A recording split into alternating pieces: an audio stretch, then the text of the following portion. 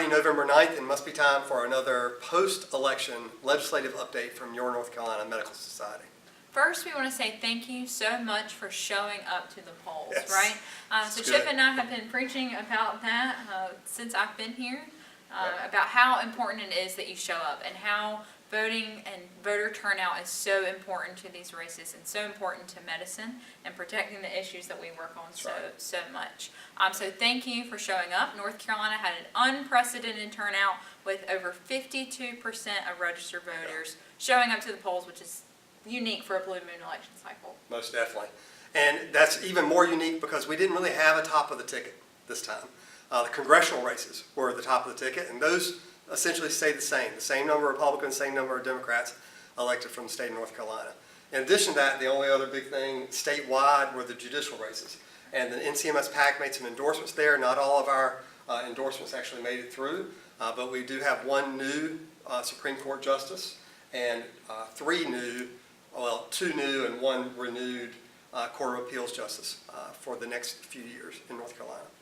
But the big action and what we deal with on a day-to-day basis here at the Medical Society is those legislative races. So I want to say a big congratulations to our member, Dr. Greg Murphy, down in Pitt County, who won his race by over 21% of the vote. So that was very exciting for us. But also important to point out that the Republicans lost their supermajority in both the House and the Senate.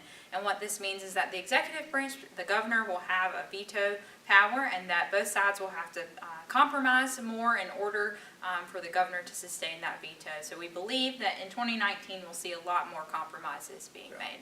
And compromise is a good thing. We've talked about that many times. That's the way laws really get made most of the time. It's through compromise. So we don't see that as a really bad thing. That's something that is going to work out, I think, for you and your patients very well.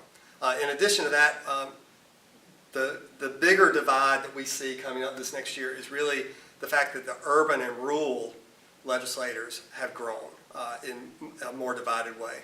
And when we focus really big on rural health care, which we've been doing for the last couple of years because we've seen that we need to change with our education models, we need to change with our funding formulas.